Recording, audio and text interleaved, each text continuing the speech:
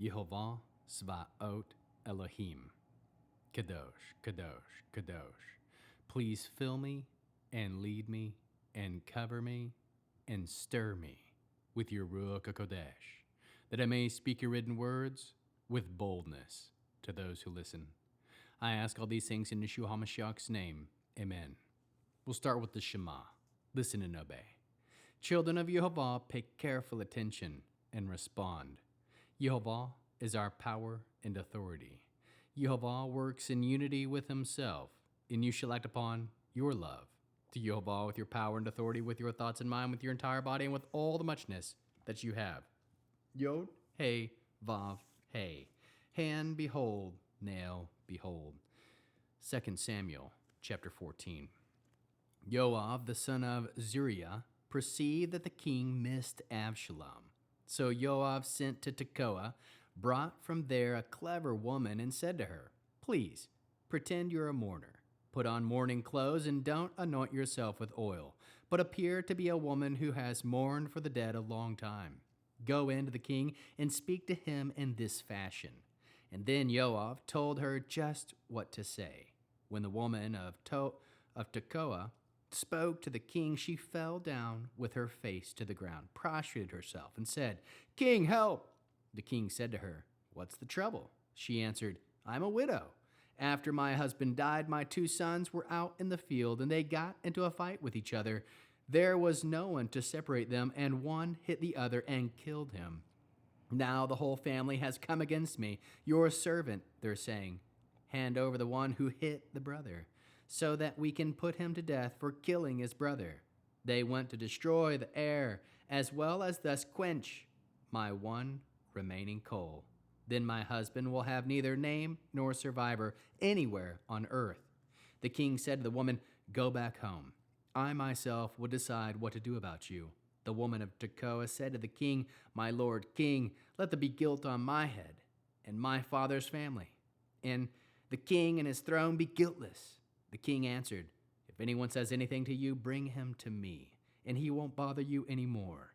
"Please," she said, "let the king swear by Yehovah your God that the blood avengers won't do any more destroying, so they won't destroy my son." He said, "As Yehovah lives, not one of your son's hairs will fall to the ground." Then the woman said, "Please allow your servant to say something else to my lord the king." "Go on," he replied.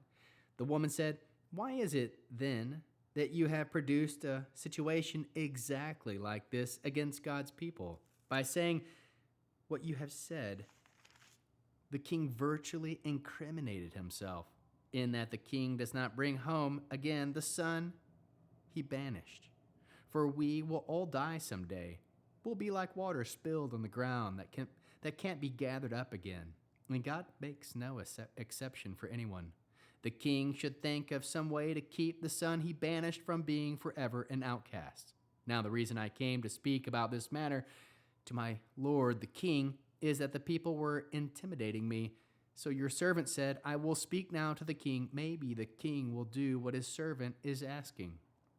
For the king will listen and rescue his servant from the hands of those who would destroy me and my son together for our share of God's inheritance." Then your servant said, "Please let my lord the king say something that will give me relief. For my lord the king is like an angel of God in discerning good from bad. May Yehovah, your God, be with you." The king then answered the woman, "I'm going to ask you a question, and please don't hide anything from me." The woman said, "Let the lord the king now speak." The king asked, "Did Yoav put you up to this?" The woman answered, "As you live, my lord the king, when my lord the king speaks, no one can avoid this issue by turning either right nor left. Yes, it was your servant Yoav who had me do this, and he put in my mouth every word you have heard your servant say.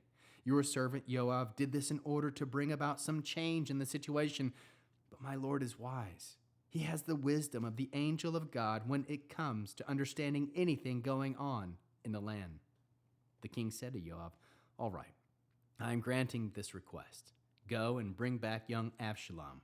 Yoav fell to the ground on his face, prostrating himself, and blessed the king.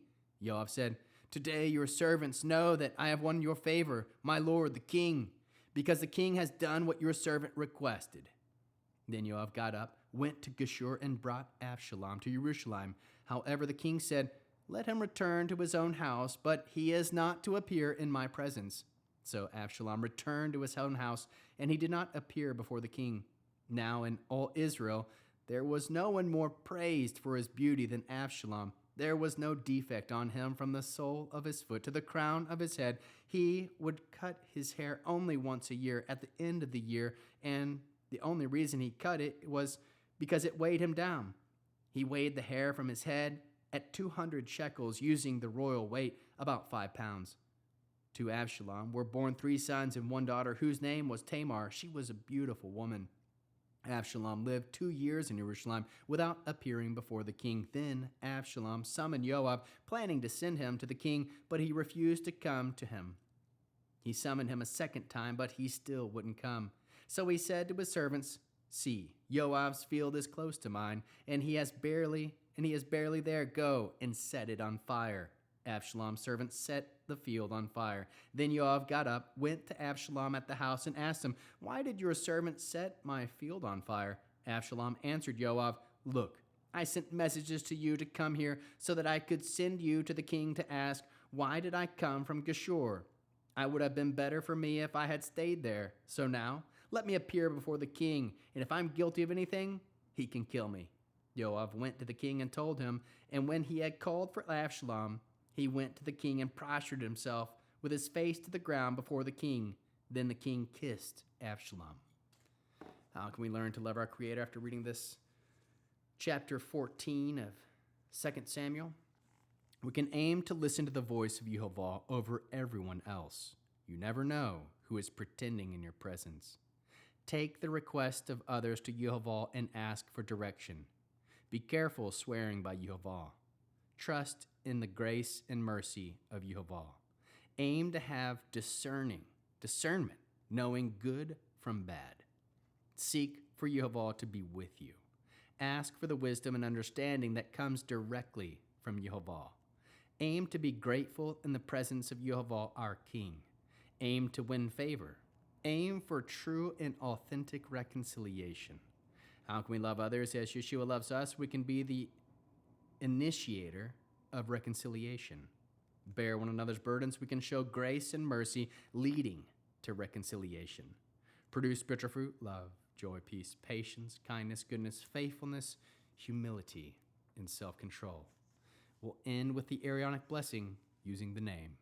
Yehovah will kneel before you presenting gifts, and he will guard you with the hedge of protection.